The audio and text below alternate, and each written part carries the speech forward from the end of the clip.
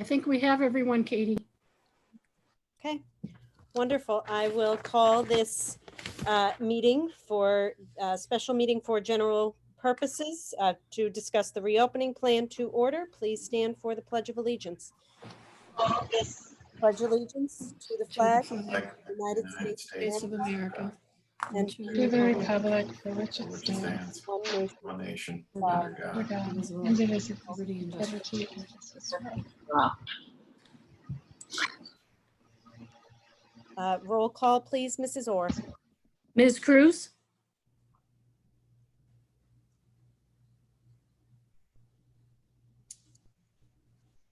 Ms. Cruz? I see her there.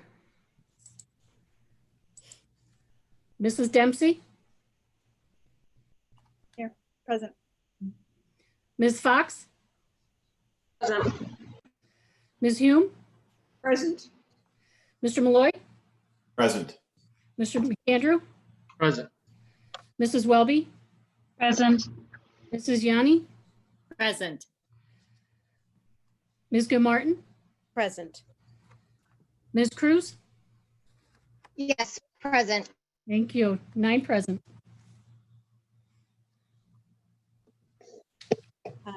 Before we begin this evening, I do want to ask for a moment of silence in remembrance of Pratima Starkey.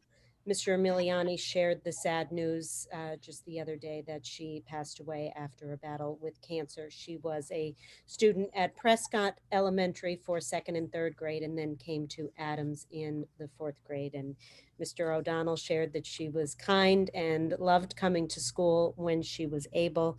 She leaves behind a younger sister, Schwarman, and her parents, Madhukar Sarki and Phul Maya Kati. And we are very, very sorry for the loss of their dear daughter. So please, a moment of silence.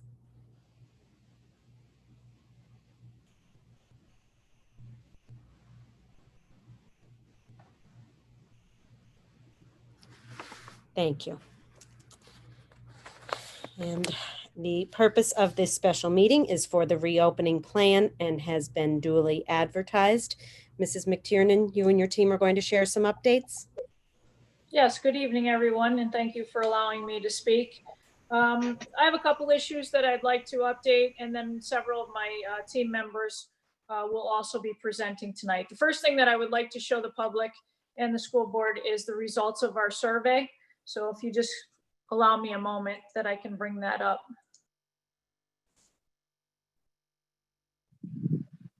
Can everyone see that? Yes. Okay. So as you can see, we had 6,151 responses. If you go to the next diagram, that will show you the school and the number of responses from each school. And I'll stop for a moment and stop talking so that everyone can see that.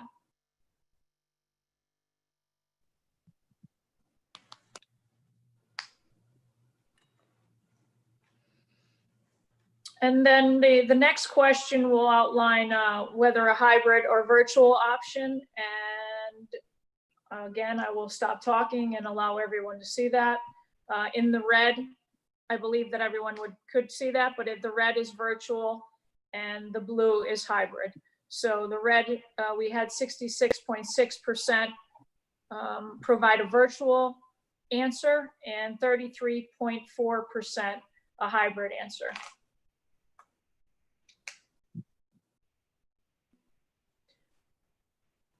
And again, we use these, this was very beneficial for us as we worked through this week on some of the updates on the plan. So I just would like to thank our school community for the number of responses. We did send out a survey in the early, I'm gonna say it was around May or June. And I don't believe we got nearly as many responses. I wanna say it was somewhere around, and again, don't quote me on this, but between like 2,000, 2,500. So again, I want to thank everybody that did respond to this. It really helps us in determining what our community is looking for as we move forward. Any questions?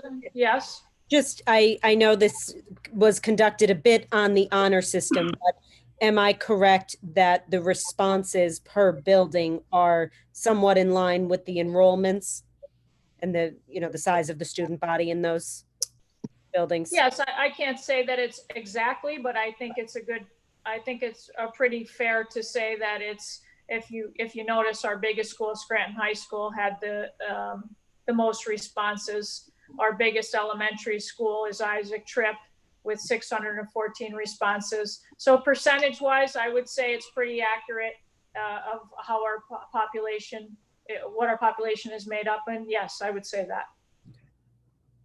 Thank you. Sure. Any other questions before I stop sharing? Okay.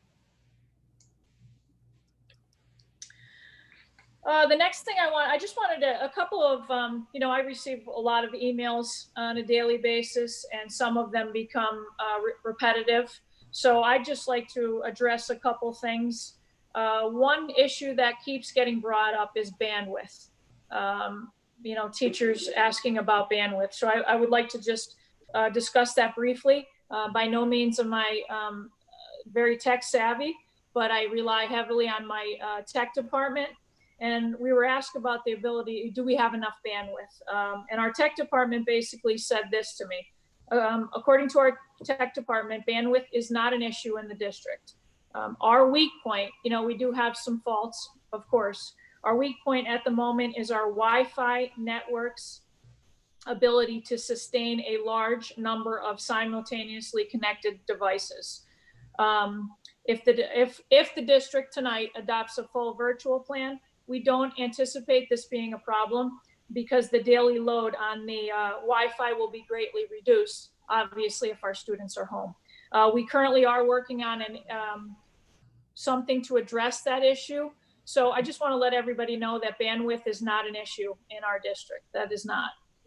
The next thing that I would like to discuss is, I'm sure you've heard if you've been following along on these meetings, the difference between asynchronous and synchronous instruction. We feel very strongly about a combination of both. Even in a classroom, if you were to walk into a classroom today, there are times when students are working on independent work, and there's also times when teachers are in direct instruction.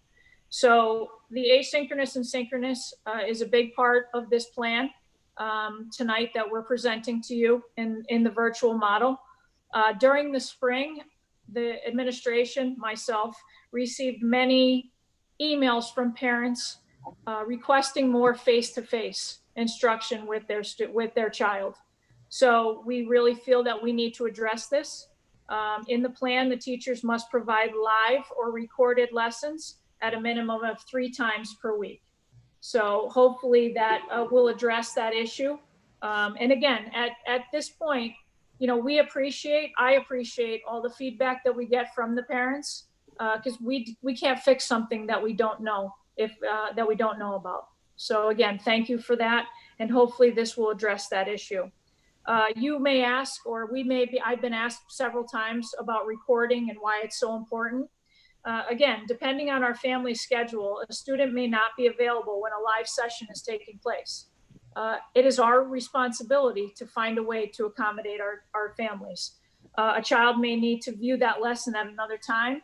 That teacher may be presenting that lesson at 10 o'clock in the morning, and that child may not be available depending on childcare issues or something that's not in their control. So it's our expectation that those live lessons are available. So a virtual model provides a lot of flexibility, and that can be good and that can be bad.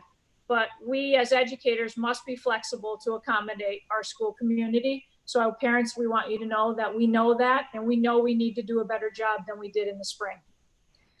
In this revised plan, teachers will have the option to work from home or in a school building. Now, this decision was made for many reasons, staffing issues, some concerns that we heard. So we want to make sure that any teacher who does not have a computer at home, Wi-Fi, the ability to record lessons, or any other required tasks that's in the plan, then they must report to a school building to make sure they fulfill their obligations. But again, in this plan, in this updated plan, we do give teachers the option. Also tonight, there's a revised school calendar, which is there's not many revisions to it. The only thing, nothing will affect the school calendar for the students. The union requested 3 professional development days. We only had 2. So what we did is we took the last day of school, which is June 18th.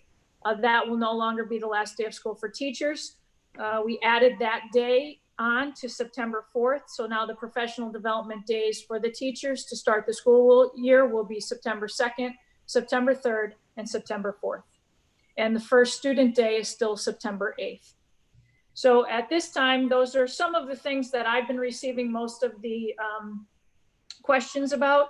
In the health and safety plan also, you will notice that we stated that we would evaluate this plan quarterly. I want the public to know that when we wrote this health and safety plan, we will bring updates to the board during the board meeting. We will also, there's new documentation that came out today from Pennsylvania Department of Education and the Department of Health that will help us evaluate the program and the model that we are using to make decisions as we move forward.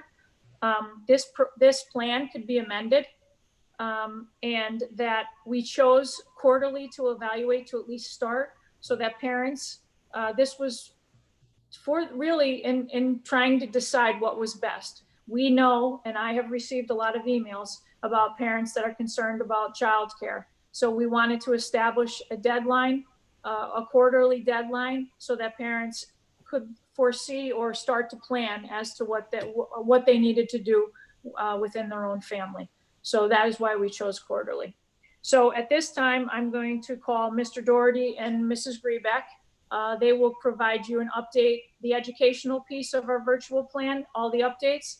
Then we will have Miss Maggie Cosgrove will provide an overview of the updated ELL program. And then Dr. Baddock will provide an updated version of our special ed plan. Thank you.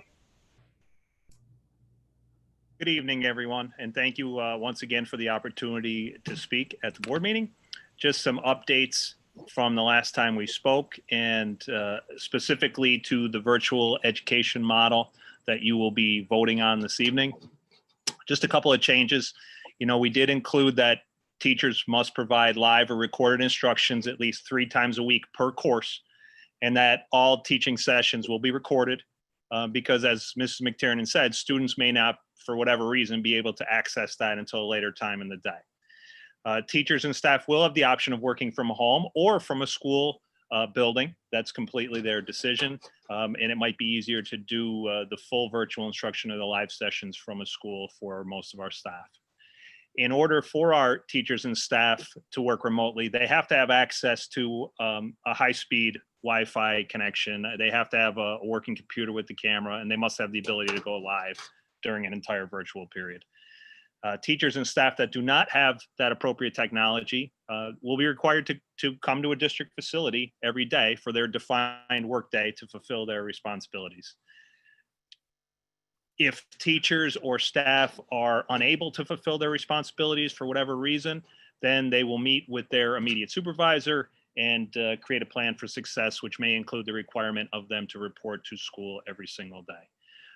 If staff are not comfortable using their personal phone to contact students and parents as needed, and I certainly understand that, they have the option and they will report to one of the district schools to utilize the telephones to make sure they can communicate successfully with parents. The same holds for any use of office equipment, such as they need a copier or a fax machine by chance. They will be available to our staff members at a district facility. Anyone enters our facility will be expected to maintain social distancing, obviously, and adhere to all CDC guidelines. And administration will create protocols for staff to access district facilities. I'm sure we'll have a Google sign-up form. So, you know, we know when we hit a limit of how many people we could have in our buildings, and all staff will be required to sign in and out of our schools so we know who's in the school. Ann? Thanks, Paul. So under schedule, we're going to just go over a couple of the updates. Teachers in grades pre-K through 5 will follow a standardized schedule that includes live lessons in all academic subject areas and special courses. Teachers in K through 5 will log on daily to Accelerated Ed platform to check progress and then conduct live Zooms or Google Meet sessions based on student needs. All live periods will be conducted via Google Meet or Zoom and will be recorded so they can be accessed by students on demand. Every teacher, including all specialists, will develop and maintain daily relevant information in their own Google Classroom and include their building administrator in all their classrooms. This will serve as the learning management system for their class and courses, and communications will be provided through daily feedback in this way. Career technology students will continue to attend the Lackawanna County CTC 2 days a week for in-person instruction in a hybrid schedule. In a full virtual model, this will be available for students through the CDC. Under performance, here are some more updates. Teachers, including all specialists, will develop a set of student expectations that will be communicated to students and parents at the start of the school year. These will include directions and information on how to log on and access Apex and Accelerated Education and Google Classroom. Information will be posted regularly by all teachers and specialists for students and families that will provide a broad overview of the upcoming schedule, assignments, assessments, instructional activities, and established office hours as identified by each building administrator. A communication log must be maintained by each teacher, including all specialists. It must be kept current at all times, and this log must be presented to administration upon request. Under attendance, teachers will be expected to take attendance daily, including days of live sessions, and all teachers, including specialists, will be expected to keep an ongoing communication log. This log must contain documentation of all communication, including the date and time of phone calls made to families, dates of emails sent to families, and this documentation will also include a copy of any messages used or translated by our language guides. Now I'm going to hand it over to Miss Maggie Cosgrove. Thank you, Anne. Good evening, everyone. And I want to thank you all again for allowing me to speak tonight. So to begin, per our new updates of the plan, all ELL students will receive virtual instructions Mondays through Fridays. ELL services will be conducted through live sessions via Zoom or Google Hangout and will be recorded in order that these lessons will be accessible for our ELL students on demand. It is critical in language development that our ELL students have the opportunity to see the face of their ELD specialists and also have the opportunity to partake in live interaction with their ELD specialists and peers. Myself, along with the assistance of our language support staff, which consists of multiple translators, will conduct orientation for ELL students and families to provide instructions for virtual learning in the available languages. We want to ensure that our ELL students and families can access all the new features of virtual learning with our support. In addition, trainings for our ELL students and families will be ongoing. These trainings will consist of learning how to use technology that is being provided to them, how to support their child with virtual learning, and additional trainings on all different resources that are available to them during this time. I've also partnered with United Neighborhood Centers, who provides free adult ELD classes to many parents in our district. And we will work together to provide trainings for these families, many of whom are refugees and will need one-on-one ongoing consultation, considering they are being tasked with not only learning a new language, but also with new technology. We will also plan to create a Scranton School District ELD Facebook page where all recorded trainings, announcements, and resources will be translated in the available languages. We want to create a centralized portal just for our ELL students and families in order to provide specific resources and information pertaining to our ELL community.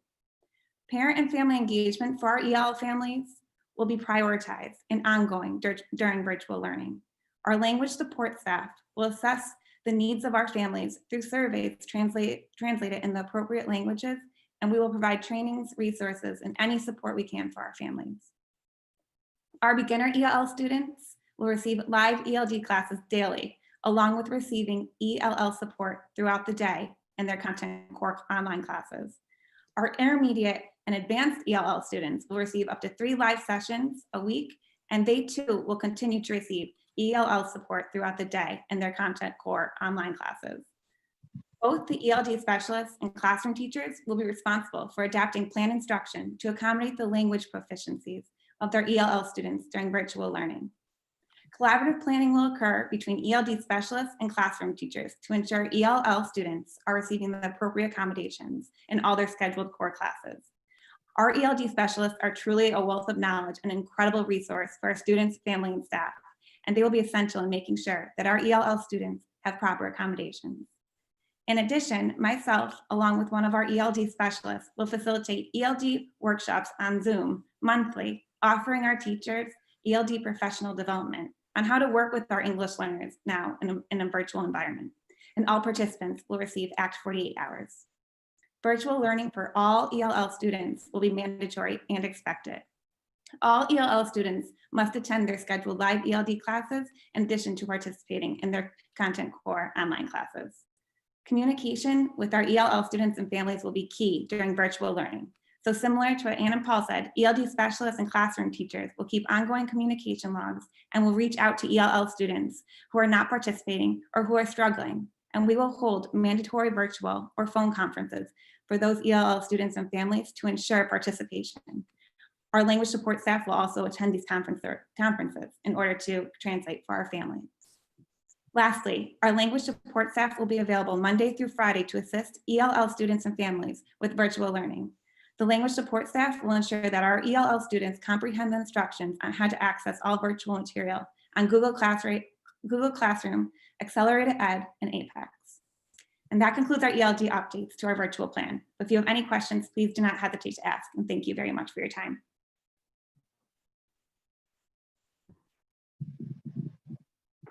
Dr. Baddick, could you please give us an update on the special education program, please? Sure. Hello, everyone. Can you hear me, Superintendent McTiernan? Yes, we can hear you, Dr. Baddick. Okay, thank you.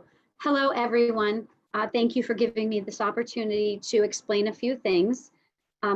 Many of the staff and personnel expectations that were shared this evening by Mr. Daugherty and Mrs. Griebeck are also applicable to the staff in the special education department. So I will avoid any redundancies by focusing primarily on special education. I would like to share the following information as it pertains to special ed under the virtual model. Students with disabilities will have access to a free and appropriate public education through the provision of specially designed instruction and related services in the home via remote and virtual programming on a daily basis. Each IEP team, with the input from all members, will ultimately decide the most appropriate method of virtual service delivery for optimal growth toward each student's IEP goals. And I'm just going to repeat that sentence because it's very important. And I think that it's critical that parents understand that each IEP team, with input from all members of that team, will ultimately decide the most appropriate method of virtual service delivery for optimal growth toward each student's IEP goals. IEPs may need to be amended to reflect changes in programming, such as accommodations and modifications that are necessary to remove barriers specific to the virtual or home setting. And again, that's very important. IEP meetings held during any sort of virtual programming will be held for purposes of including accommodations and modifications that are necessary to remove barriers in that particular setting. As far as direct academics, virtual instruction will be delivered daily through a combination of cyber instructional programming, remote conferencing, recorded videos, live virtual lessons, both synchronous and asynchronous, and or paper-based instruction through teacher-prepared printed materials. Teachers will provide direct and or direct instruction on a daily basis as per the programming needs outlined in each student's IEP. So again, may look slightly different for each student because we're going to make every effort available to honor our obligations under each student's individual IEP. Special education teachers, general education teachers, and related service personnel will provide instructional support on a daily basis to students virtually and remotely. Virtual progress monitoring sessions will be conducted by a special education teacher staff on a regular basis to monitor the progress and detect any regression in academic areas, which will be addressed immediately upon identification.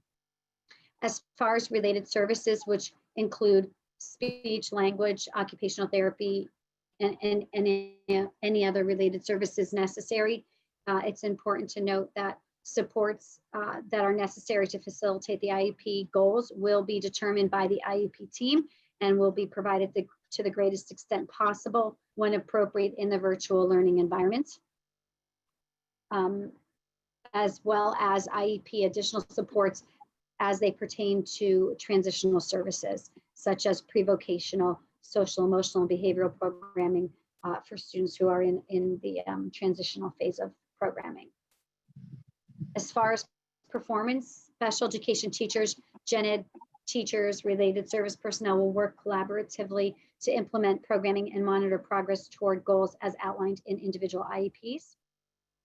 Teachers and related service personnel will maintain regular communication with students and families. That's very important. A system will be implemented to track and monitor communications daily. Teachers will respond to any perceived lack of progress in a timely manner and will work with students and families to identify and mitigate barriers to learning through the scheduling of a virtual IEP team meeting. If and whenever warranted, teachers, related service personnel, and any student services personnel will offer guidance to families on how to support student learning in the virtual setting. Special education teachers and gen ed teachers will work collaboratively to plan, evaluate, and assign grades based on each student's individual performance. And lastly, to note that student work will be graded using regular grading practices and or as indicated in each student's IEP. Thank you. Thank you, Dr. Baddick. That is all we have at this time, Director Gilmartin. Thank you very much, everybody. One of the perks of serving as president of this board is that from time to time I do get to sit in on some additional sessions, and to see this team of people work together over the last several days since our last meeting, pulling all of this information together was inspiring. They really got excited.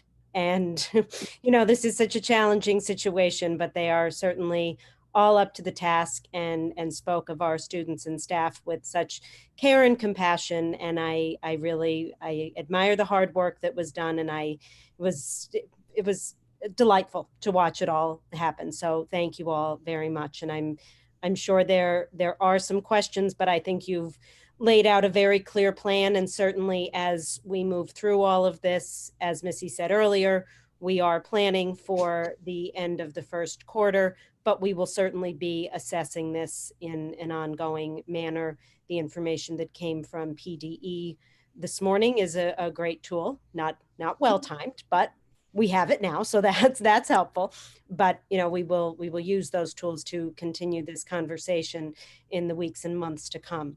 So with that, anybody have any questions? Okay. We will move to public comment. I would ask, I should have reminded everyone earlier, if you do not have your full name signed in here, please do that. I don't know if it's the same for everyone, but those 3 dots in the upper right-hand corner is the way you can rename yourself. So Mrs. Orr, will you please call our first speaker? Sure. Angela Brigito? And Mrs. Orr, would you also please interrupt at the 3-minute mark, because I don't always hear the timer. Certainly. Thank you. You're welcome. Angela?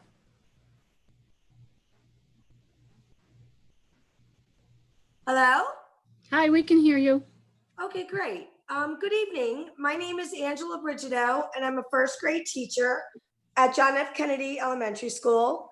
I'm a proud SFT member and a very proud plain old teacher who happens to have a master's degree in special education, a specialist degree in educational computer technology, and I'm the only and one of 2 nationally board certified teachers in Lackawanna County, and the only one in the Scranton School District in which I was never given proper recognition for this achievement, whether in monetary compensation or or a simple verbal congratulations.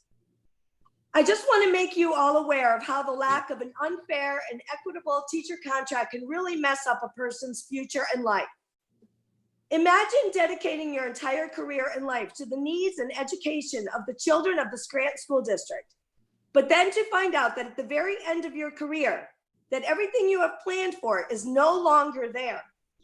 My 67-year-old friend and colleague has been sitting on the bump step now for 3 years. She is afraid to retire because she is still hanging on to a little smidgen of hope that just maybe she will receive what she feels she rightly worked for. My friend, just like all of you, planned out her future and her retirement. She did everything right, and here she sits, almost ready to retire, but with very little to show for all of her hard work.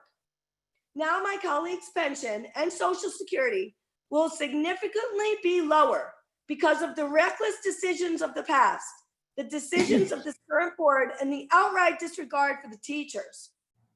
I'm disgusted to think that after all of these years, this is how my friend and colleague is being rewarded and treated for her dedication to the students of the Scranton School District. The rules were changed in the middle of the game, and we are all hurting. Teachers are putting off weddings and having families because they are scared, or not having families because they are scared. Honestly, most of us are just barely hanging on. However, the kicker to this is the administrators of the district have never been denied their raises and compensations, but yet we have been denied over and over and over again. The teachers and paras, unlike the Scranton School District administrators and principals, have been thrown into this horrible, nightmarish, endless abyss of darkness and hopelessness that seems infinite. Here we are, going into our 4th year with no contract or no step movement. This is an outright travesty. Don't tell us that you appreciate us. Show us. The teachers and paras in this district work tirelessly with our students year after year. We need a fair and equitable contract. We are told periodically that we are Angela, I'm appreciated. sorry, your time is up. I'm almost done. Can you please give me couple more seconds to finish up? However, we can't live on words. Please show us that you care and give us the contract we deserve. And finally, I'm asking all of you to please vote virtual, simply for the safety and well-being of the Scranton School District students, families, and employees. This is no time to take risks and put anyone in harm's way. A school superintendent said something profound in his address, canceling school for the next 3 weeks. He said, in the end, it will be impossible to know if we overreacted or did too much, but it will be quite apparent if we underreact or did too little. Hear those words, my friends. Thank you. Thank you, Angela. Next, we have Angie Krieger.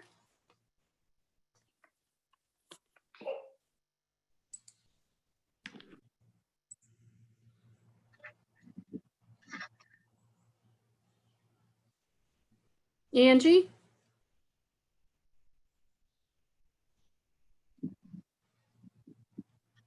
Angie Krieger? Good evening. Can everyone hear me? We can hear you. Okay. Hi, I'm a preschool teacher at Bancroft, 4-year-old preschool this year. And I just want to start by saying that I, nor any of my wonderful colleagues, are just plain old teachers. Scranton School District has some of the best teachers out there, and you have lost many great educators in the past 3 years due to the negative attitudes portrayed by many that are supposed to support us. We are professional educators with multiple certifications and degrees and a desire to keep learning. We are creative, thoughtful, and caring. We rose to the challenge back in March when we were given 2 days to completely revamp our teaching practices, and we're ready to do it again this fall. We are parents ourselves, yet we find the strength to love our students as unconditionally as if they were our own. There is nothing plain about us, and it's time that we get the respect and appreciation that we deserve. You can't put children first if you put teachers last. Now that I hope I have everyone's respect and attention, I'll discuss my professional thoughts on the reopening plan. Since our superintendent stated on August 3rd that we do not have the maintenance staff to properly sanitize classrooms throughout the day, and that deep sanitizing cannot be done if teachers are in the building, I hope each of you make the correct decision and vote on a 100% virtual model with teachers safely teaching from home to start the school year. There are instances where this virus has spread through schools without a single student present. Before schools were shut down, over 400 educators lost their lives. According to CNN, over 100,000 children have tested positive in the last 2 weeks of July, and at least 86 children have tragically died from this terrible disease since May. Most recently, a 7-year-old from Georgia and a 9-year-old from Florida both passed away after the first week of school due to COVID. I don't know how anyone could put a child at risk like that. And neither child had any pre-existing conditions. That's not a risk anyone should be willing to take. Let's not make the same irreversible mistake that those districts made. So vote intelligently tonight unless you want to be responsible for adding Scranton School District's teachers, students, and staff's names to that growing list that have already succumbed to this deadly virus. This is not a laughing matter, and I hope everyone takes this seriously enough to consider the risks and make the decision that puts everyone's health, safety, and welfare first. Thank you. Thank you, Angie. Next, we have Christina Horn.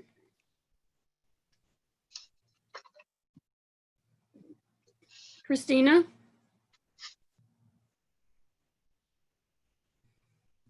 Christina Horn? Hi, can you hear me? Yes, we can hear you. Hello? We can hear you. Hi, can you hear me? Yes, we can. Okay. Christina Horn? Hi, thank you. Yes, we can hear you. Hello? We can hear you. Hi, can you hear me?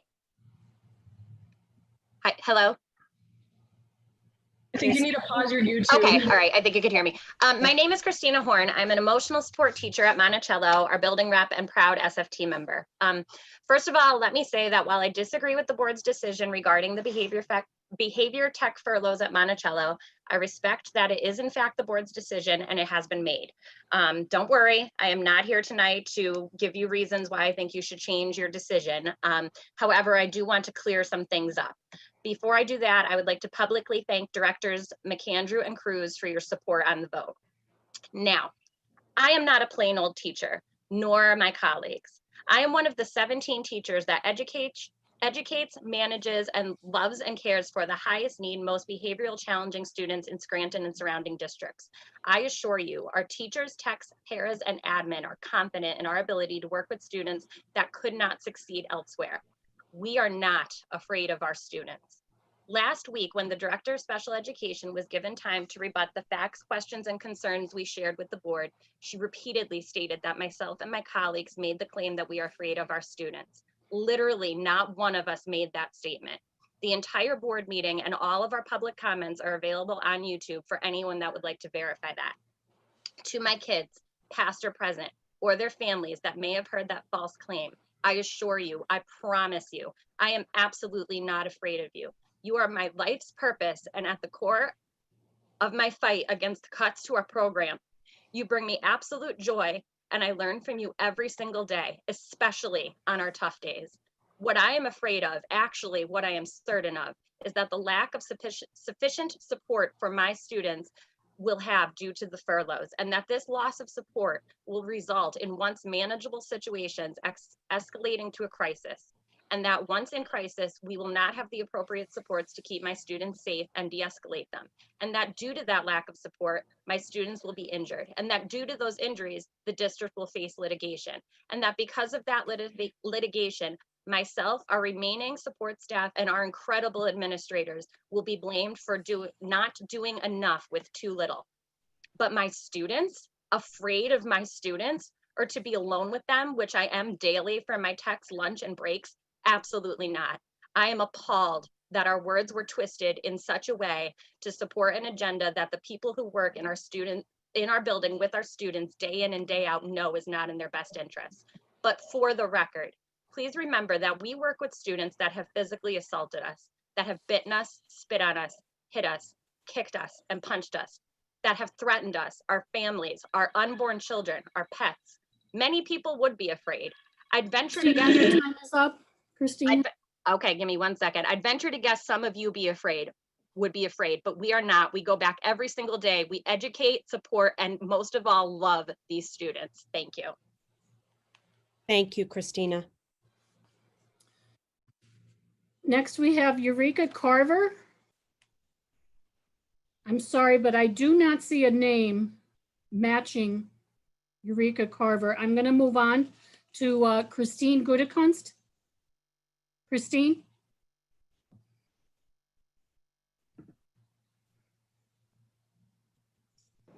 Can you hear me, Virginia? Yes, we can hear you. Oh, good evening. My name is Christine Gudekunst. I'm a teacher at Whittier Elementary.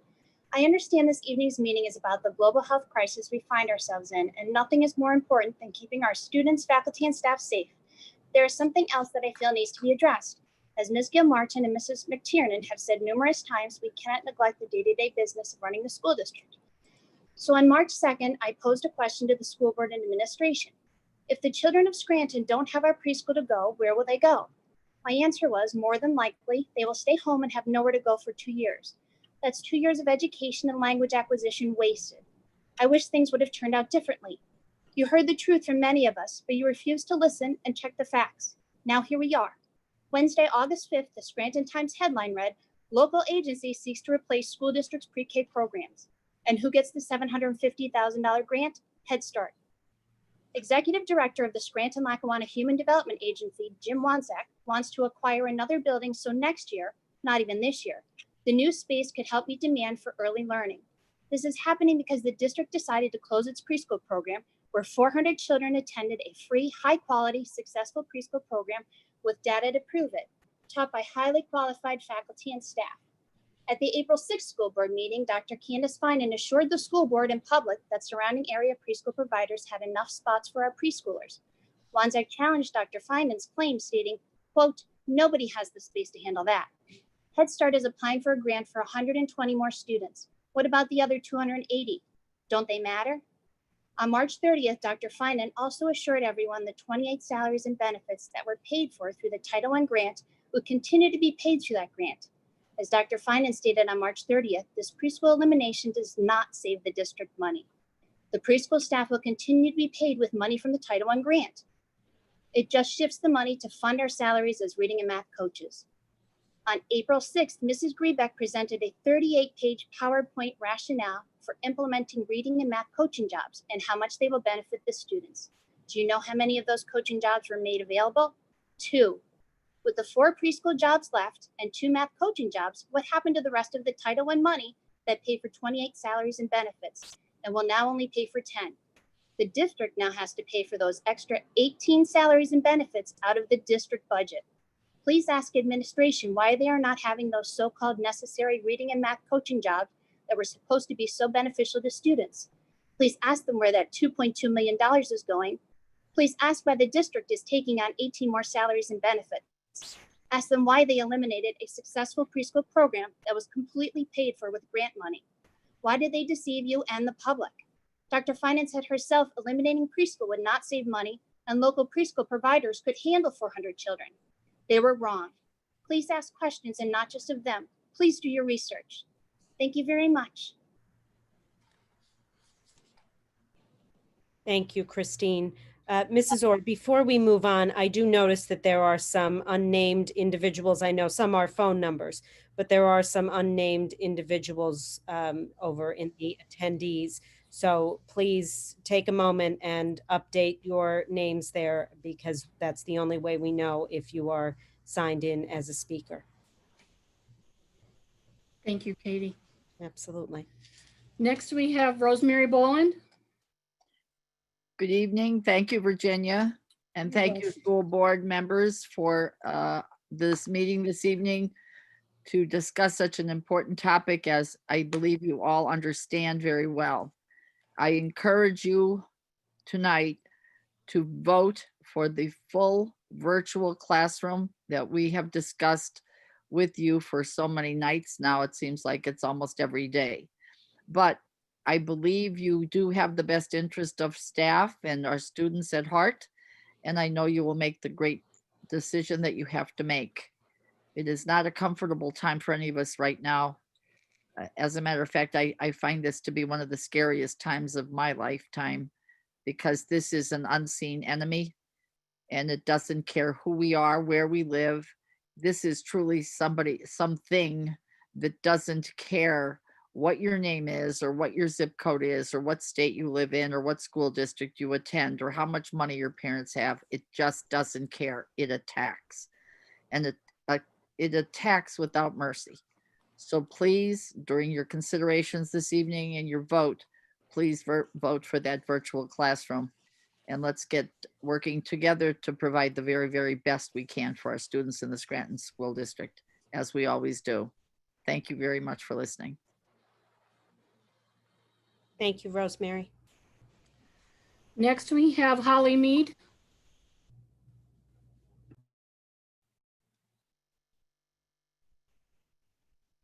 Can you hear me? Yes, we can hear you. Okay. I'm sure many of you have been watching the 24-hour news cycle mentioning education more than ever before. Whether you watch Fox, CNN, or MSNBC, everyone has an opinion on how America should go back to school. All of these national attention adds to the pressure in an already extremely stressful situation. We need to shift our focus from how to save money in the Scranton School District and focus on how to educate our students in Scranton during a pandemic. We need to spend every dollar of our CARES money to help educate and protect our students. There seems to be a little confusion on where and how that money is being spent.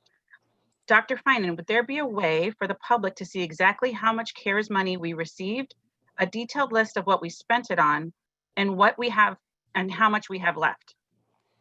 My other suggestion for when we go back is this board needs to consider the amount of cleaning that is outlined in this plan and the amount of actual cleaning that will physically get done.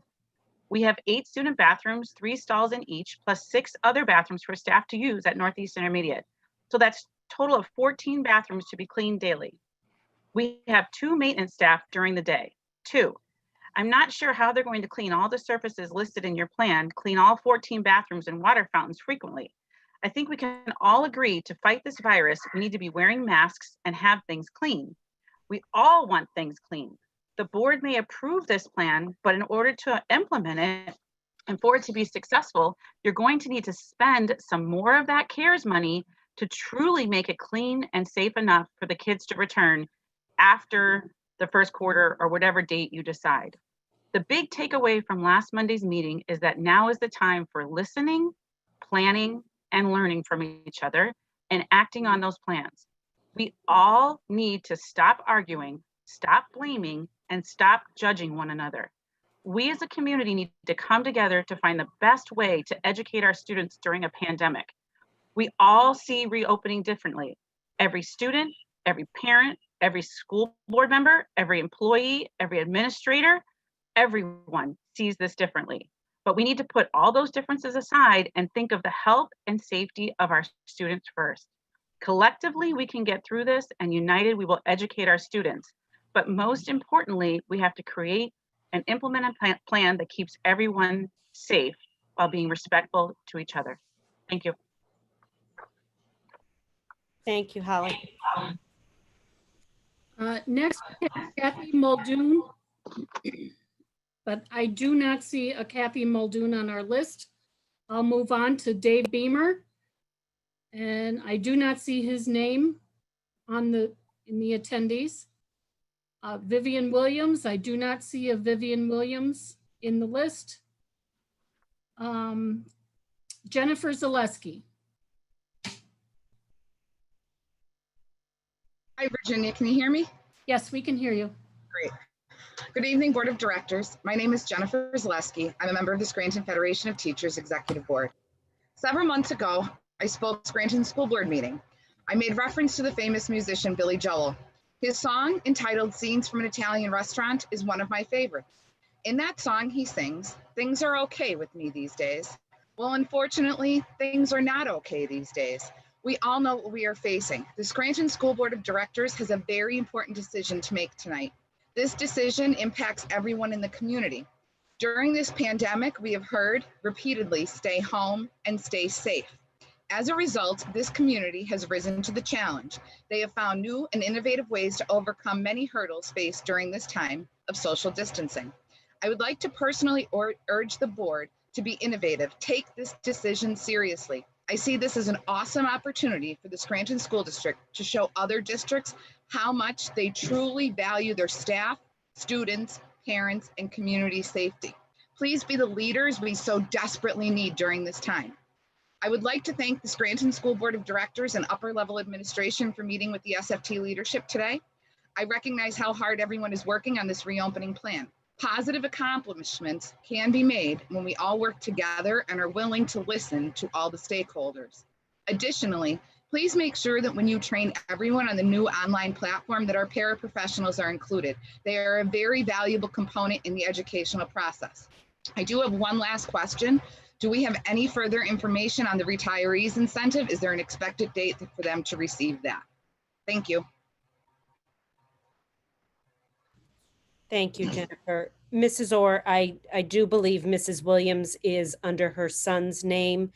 And if the individual on Samsung can rename or let us know in some way who you are, that's perfectly fine. But as of this point, we can't verify your name, so we can't invite you to speak. Okay, I'm going to allow Tanner Williams. Yes. Yes. Whoops. Can you hear me? Can you hear me? Can you hear me? Yes, we can hear, Vivian, I can hear you. Okay, you could still hear me? Yep. Okay, I apologize. As you can see, I think it's pointed that my son's name is on here as I'm speaking about him tonight. In keeping with what I thought was my 2 minutes, now 3, it gives me a couple of seconds to have some tears. I'm going to get right into it. As many of you know me, I believe I counted less than 5 parents who spoke last week, as observed by Director Welby last week. I'm not a teacher. I'm a homeowner, a professional within this community, and an active member and past PTA president. Though before anything, I am foremost a mom to 3 exceptional children. I am what is considered an education warrior, one who does her homework, asks questions, thinks logically, and is open-minded. My son Tanner is 7 and has autism and ADHD. He will repeat 1st grade this coming year. He is impulsive and demands consistency and regularity to mitigate his behaviors. Our Willard family has gone above and beyond to support him that enables him to stay in his home school. We have med updates monthly, med checks quarterly, and behavior assessments every 6 months, along with regular trips to Danville. All will ensure that we are doing our part to provide the district the support and tools he needs to be educated. I have gotten to speak to many of you, so I hope my words sit with you. I am unprepared to educate my special needs child at home. He is not a virtual learner, and honestly, we don't trust him with any technology as he has destroyed numerous devices. Not only will Tanner demand much more of my time, but keep in mind I have 2 older children who will now have to navigate the new norm with less from me, one that is entering middle school in this pandemic. I could only wish there were in-person resources available for my son's education at home while keeping all my dear teachers safe, as my family matters too.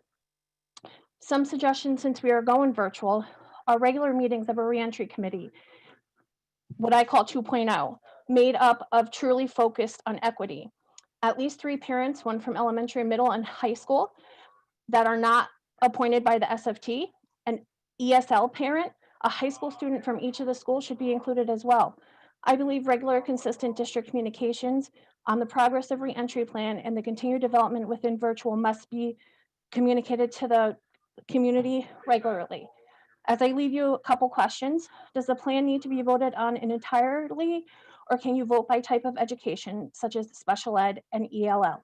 I also wasn't sure why the term semester was used. As a parent, I've always believed we work in marking periods and quarters, so it confused me last week. Also, why wasn't translating the reentry plan once into Spanish a priority, but put onto school principals to do how many times? I close with this. Many of you who sit in front of me have my deepest respect, and oftentimes I go to bat for many of you on social media and within my own school community and friends and teachers. I feel protective of many of you, and I hope that you feel the same for me and stand up for what is right. Thank you. Thank you, Vivian. Okay, next we have Daniel Keeler, Senior.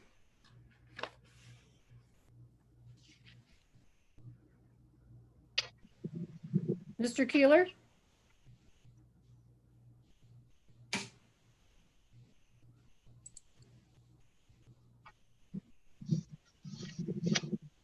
Mr. Keeler?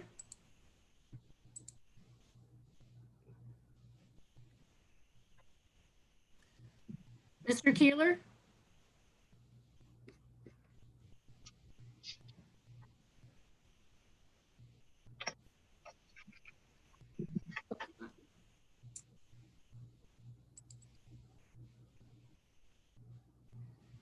Mr. Keeler?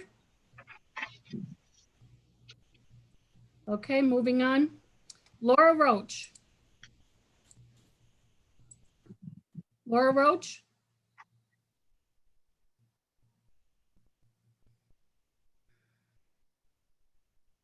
Ms. Roach?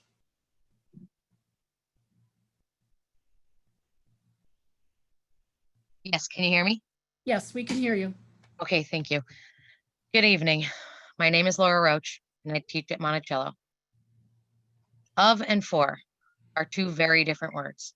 Let me give you an example of each. I am not just a plain old teacher of the Scranton School District. I am an educated, dedicated, and exceptionally experienced teacher who works for the Scranton School District.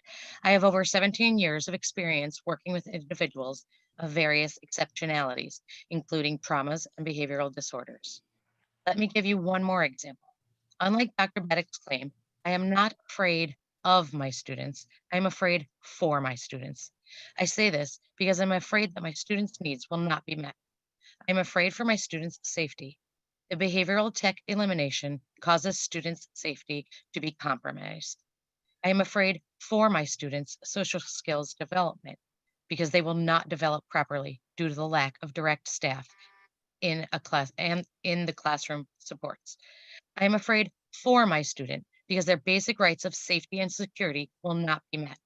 All of these fears are for my students. I promise you that this will hinder their learning and growth. I promise you that they will not be safe. Dr. Beddick told you all at last week's meeting that there are not serious behaviors that require constant daily support. Well, I am here to tell you that that is false. The students I teach have the most extreme emotional issues. Students I teach are 12 to 18 years old. They deal with numerous issues from puberty to abandonment to sexual abuse, all which exacerbate their mental and emotional well-being. They process differently due to such traumas. If the students did not have daily struggles, they would be able to attend a typical school setting with the supports that they offer. The students I teach struggle every day. They exhibit various behaviors daily. My students come to Monticello with little to no coping skills, and they express frustrations physically and verbally on a daily basis. Not all behaviors will develop into a crisis, but they experience some kind of dysfunction daily. Unlike Dr. Baddick's claim that behavior techs serve one purpose, I can tell you as a teacher who is with my students daily, they serve multiple essential purposes beyond your and Dr. Baddick's understanding. Thank you. Thank you, Laura. Next, we have Suzanne Fury. Hello? Yes. We can hear you. Okay. Good evening, everyone. Thank you for allowing me the opportunity to speak. My name is Suzanne Fury, and I'm a first grade teacher at Neil Armstrong. What I have to say tonight is a little bit different because after last week's meeting, I was so upset that I actually wrote what I wanted to say after that meeting, that morning after, and I'm going to share that with you. There are many things I want to say, but tonight I would like to speak from my heart and to share with you what I wrote at the conclusion of the last school board meeting. It has been about 8 hours since the conclusion of the last school board meeting, which ended about 1 o'clock in the morning. I have been restless and unable to sleep since, and I finally figured out why. For the first time since I have been in this district, which is 16 years, the truth about how the administration and the school board views the teachers and paraprofessionals has finally come to light. Based upon the last meeting, here is the message I received from that meeting. Dear teachers, we don't trust you. Dear teachers, we don't respect you. Dear teachers, we don't value you. Dear teachers, we don't believe in you. Dear teachers, we are not concerned about your health. Dear teachers, we are not concerned about the health of your loved ones. Dear teachers, we don't feel a strong obligation to keep you safe.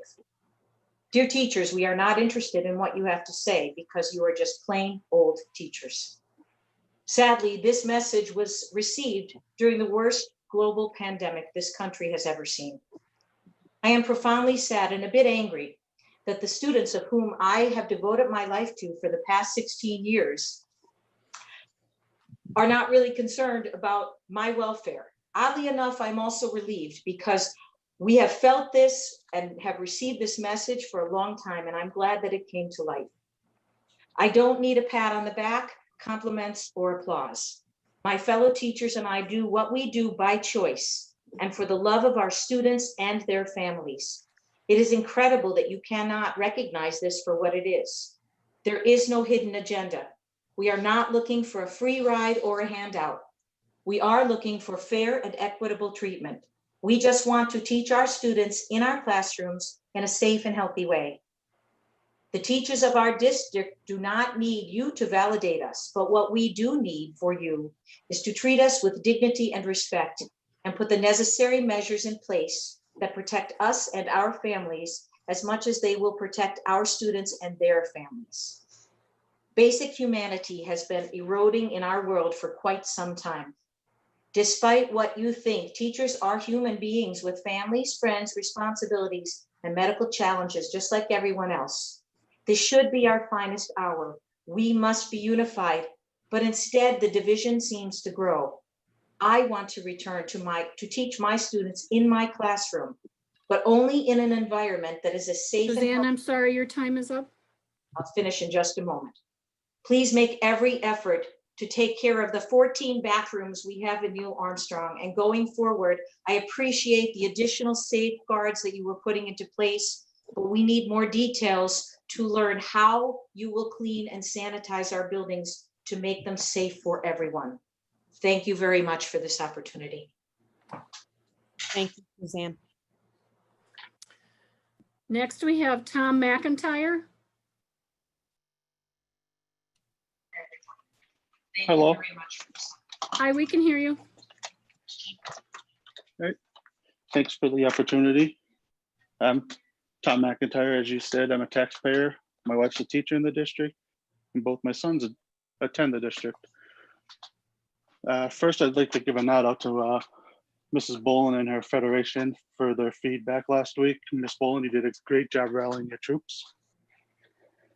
I do have some questions as you move forward with your plan. Again, I'm on the finance side, so I have some finance questions. I do know you do not answer questions, and I'm not expecting you to.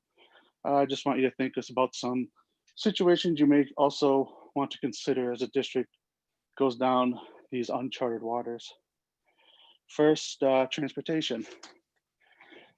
We know how we like talking about that in this district, but if we go with a fully virtual setup, how is the contract written? Will you have to guarantee a payment? Or are you virtual? Or when you go virtual, should you have any or little no costs for transportation? You may still need to transport charter schools and non-pubs, but then think about the future. Think about how the transportation subsidy works. As of now, if you're not transporting, your subsidy formula will produce a very low reimbursement rate. The district is already struggling to balance its budget. Less revenue is not going to help. My other question is furloughs. Are they going to be in your plan? If the district is planning on full virtual, will your staff will you have a plan to furlough the staff? You will not have any or reduced amount of staff or students in the buildings. So we need as many assistant principals, CAF workers, custodians, paraprofessional secretaries, student aides. Just some questions you would have to think about. Also, you got to think about is, have you been able to monitor your enrollment numbers? Many districts are seeing an increase of students moving to the district cyber school if they have one, or leaving the district for a cyber charter school, which if that happens, the cost of the district more in charter school payments. If enrollment decreases, are there plans to furlough the professional staff or shift their resources to your own cyber school at the district? Lastly, I just want to thank the school board, the administrators. I don't think many people understand the time, the effort it takes to try to make the best decision possible, keeping in mind, I call the three prongs of public education: the students, the staff, and the taxpayers. Good luck moving forward. Thanks. Thank you, Tom.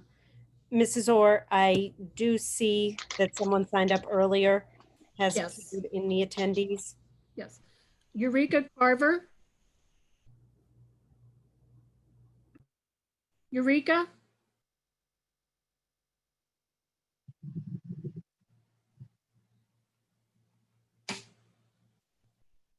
I think she signed back out.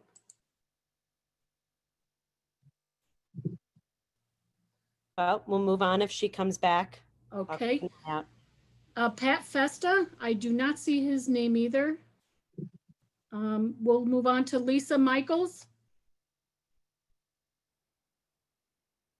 Hello, can you hear me? Yes, we can hear you. Good evening. My name is Lisa Michaels, and I'm a homeowner, taxpayer, and proud member of the SFT. In March of 2020, I tested positive for COVID-19. I do not know how I got this virus or from whom. 153 days later, I am still experiencing life-changing symptoms and side effects, even though I am medically recovered. During the first week of my infection, I experienced some of the quintessential symptoms: dry cough, chills, shaking, muscle ache, sore throat, diarrhea, loss of smell and taste, fevers. Although most of my symptoms from the first week have subsided, others surfaced in the weeks and months after initial infection, and I am living with those symptoms to this day. These symptoms vary in duration, intensity, and frequency from day to day. I experience frequent headaches, often accompanied by very disturbing and bizarre nightmares.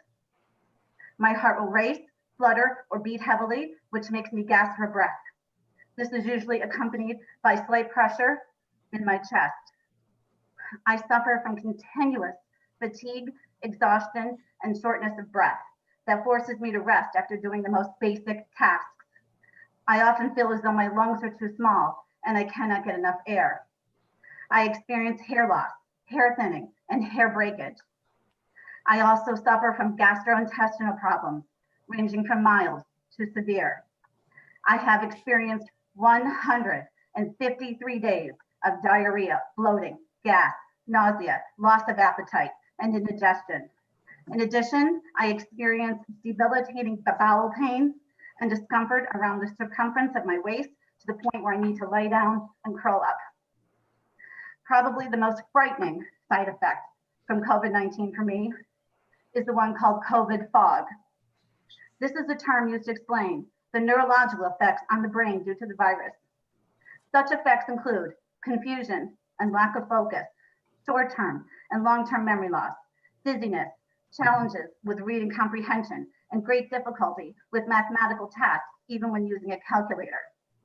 I also endure increased emotional sensitivity, increased agitation, and depression. COVID fog makes it very challenging for me to stay organized, maintain focus, and pay attention to details, making multitasking exceedingly difficult. I either struggle or have an inability to form thoughts and sentences, whether they are written or spoken. And in fact, I needed the help of a colleague to write and organize this speech.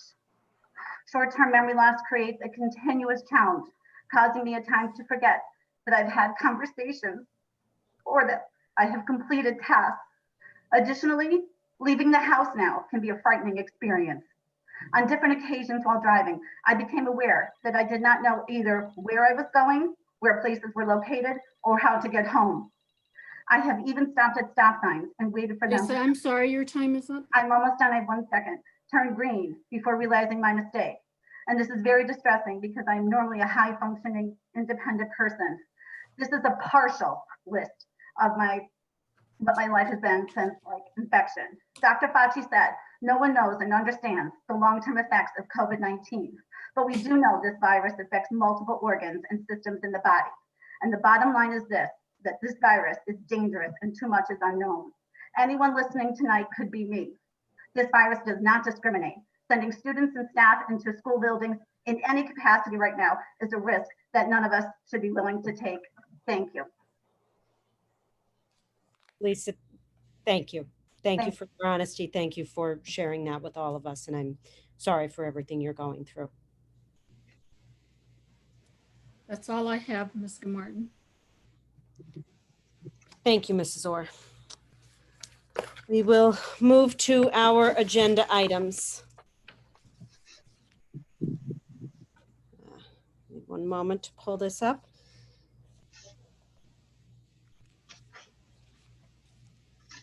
We will have a motion to approve the emergency declaration plan. I move to approve the emergency declaration plan. Thank you. I forgot to say as attached. As attached. Thank you. We have a second? I'll second. On the question? On the question, I would just like to kind of respond to Mrs. Williams in regards to the plan and to all the parents of the special needs students out there. I just think it's important that they know that we've listed in here the end of the quarter to relook at this. But I think that Superintendent McTiernan and President Gilmartin have also. I don't mean to interrupt you, but this is just the emergency declaration. Okay. I'll save that. I think you're intending for the next item. Okay. Okay. Thank you. Anyone else? Okay. All in favor, if I'm correct, Mr. Rowdy? Thank you. All in favor? Aye. Aye. Any opposed? Okay. Motion carries. Now we will have a motion to approve the health and safety plan as attached. I move to approve the health and safety plan as attached. May I have a I'll second? I'll second. On the question? Okay, so I'll just finish here. I just want parents to know that administration wants to get these children back into school. They want to work with our educators. They want to work with the board members. We all want to see our kids back in school just as quickly as we can, as soon as it's gonna be safe for them and for the staff. So although we do have in here quarterly, just know that administration and the board will be reviewing this. And if it turns out that we can get our students back to school safely with our educators, we will do that.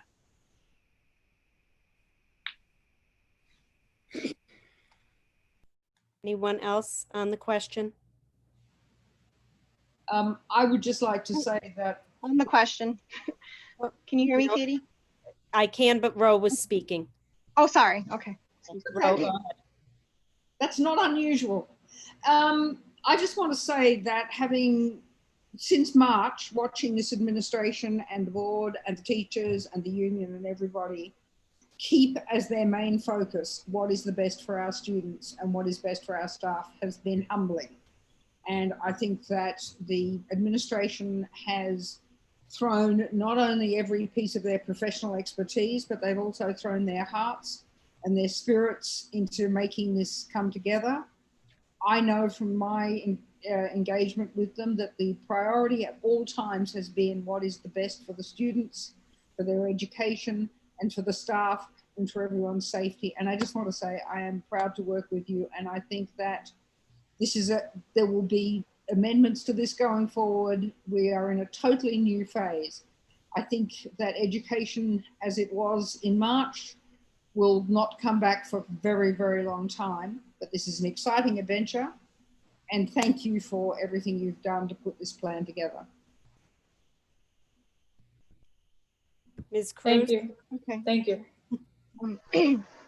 My decision to vote yes on the revised virtual option is to me a no-brainer. While complete or even some in-person instruction would be the ideal teaching and learning environment, for now, we are not living in an ideal world. After reviewing both models presented to us by the administration, I believe that at this time, the latter is the safest option for our school community.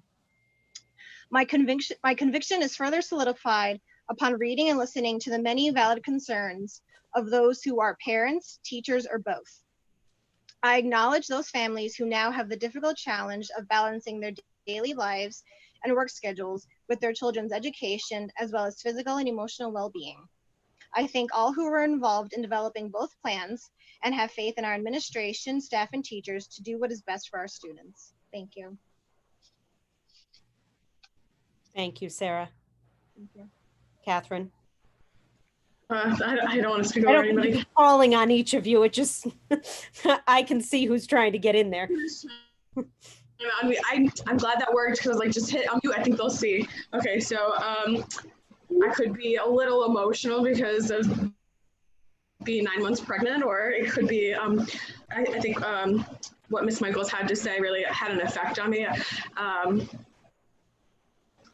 This is really interesting that we're all sitting here making decisions like this, sitting on the Scranton School Board. I don't think any of us expected to have such life-changing decisions in our hands.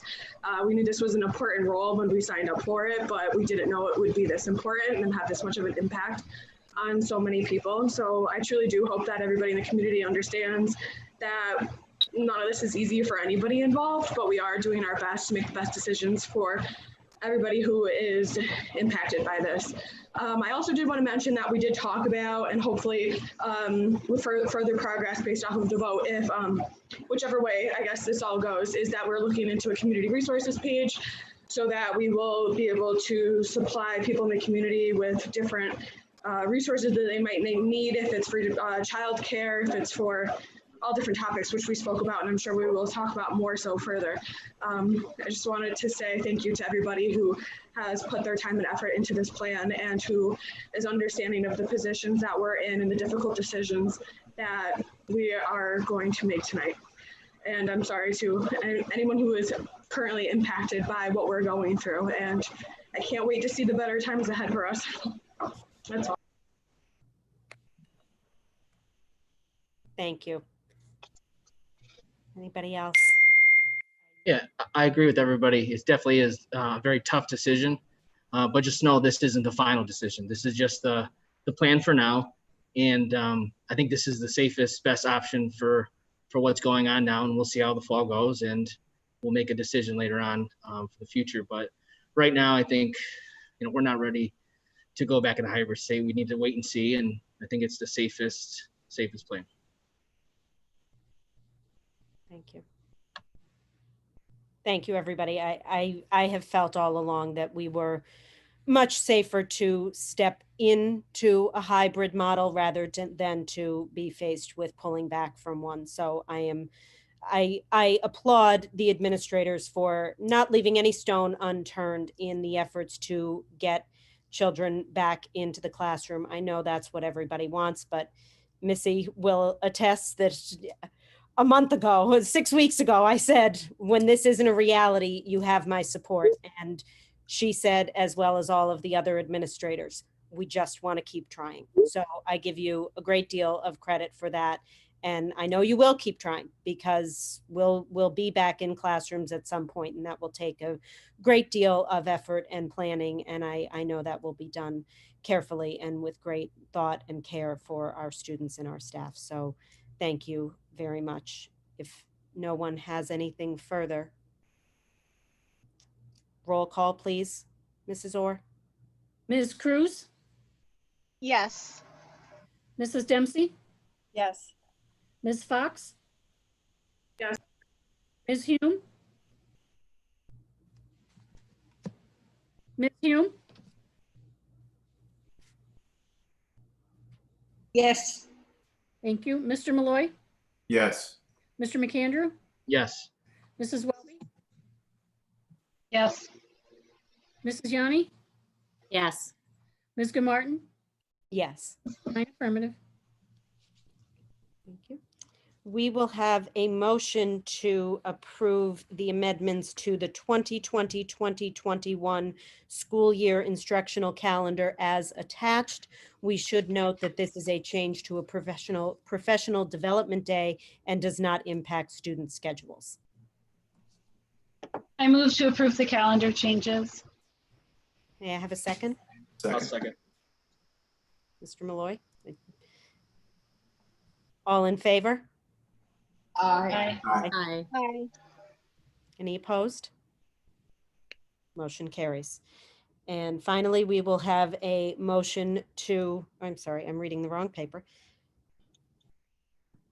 We will have a motion to extend the 4-day work week until further notice at the discretion of the superintendent.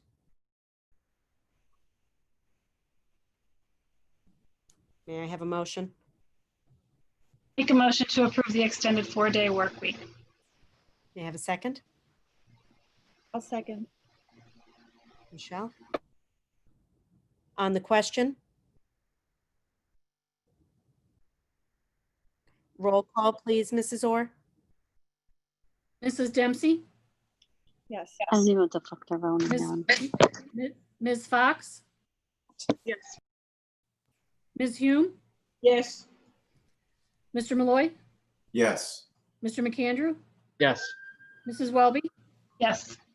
Mrs. Yanni, Yes. Ms. Cruz, Yes. Ms. Martin, Yes. 9 affirmative. And forgive me, I think I neglected to say on the question for the calendar changes. Is that true? Or, well, if no one can remember if I forgot or not, I suppose I'll get away with it. If anyone has any comments on the calendar changes, please do let us know. So thank you very much, everybody, again, for your hard work, for all the comments, concerns. We'll get through this together. These are uncharted waters to say the least, but I'm glad to be rowing through them with all of you. So with that, I will take a motion to adjourn. Make the motion to adjourn. Okay, second. Second. All in favor? Aye. We'll see you back here in 2 weeks. Good night. Good night, everybody, and thank you. Thank you for your Thank you. support.